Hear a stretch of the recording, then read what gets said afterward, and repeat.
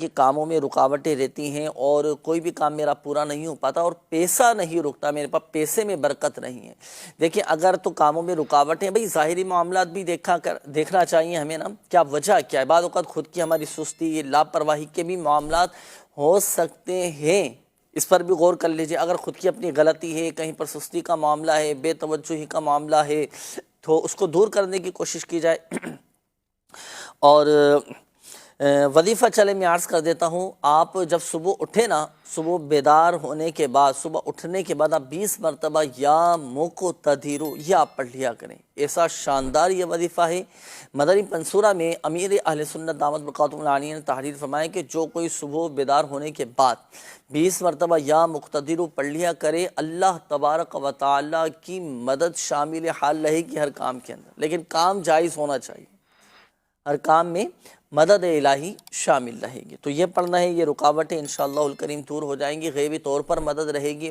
اللہ پاک ہم سب کی غیبی طور پر مدد بھی فرمائے اور ہمارے مددگار پیدا فرمائے۔ اچھا، دوسرا آپ نے یہ کہا تھا کہ پیسے میں برکت نہیں ہے، تو دیکھیں یہاں ایک بات ضروری جو میں عرض کرنا چاہوں گا وہ یہ کہ ہم خواہشات کو بھی تھوڑا کنٹرول کرنے کی کوشش کریں، فضول خرچی سے بچنے کی کوشش کریں۔ جب جہاں دل کرا وہ خرچ کرنا شروع کر دیتے ہیں۔ احتیاط کے ساتھ اور اعتدال کے ساتھ اپنے معاملات کو لے کر چلیں، اللہ پاک برکت دے گا۔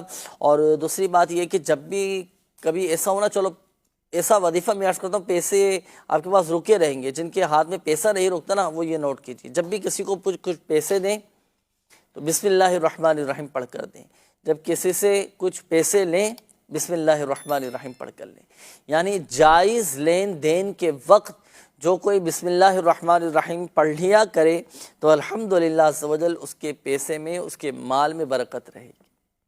دن میں کتنی مرتبہ ایسا ہوتا ہے کہ پیسوں کے لین دین کے معاملات یہ رہتے ہیں، بھئی سودا سلف لینے جاتے ہیں، بچوں کو پیسے دیتے ہیں، گھر میں پیسے دیتے ہیں، اور رشتہ داروں میں ہوتا ہے بعض اوقات پیسے دے دیتے ہیں، بازار گئے تو خریداری کرتے وقت کوئی بھی معاملہ ہو، جائز لین دین ہونا چاہیے۔ آپ بسم اللہ الرحمن الرحیم پڑھ کر دیں اور بسم اللہ الرحمن الرحیم پڑھ کر لیں، آپ دیکھیں ماشاءاللہ برکت رہے گی۔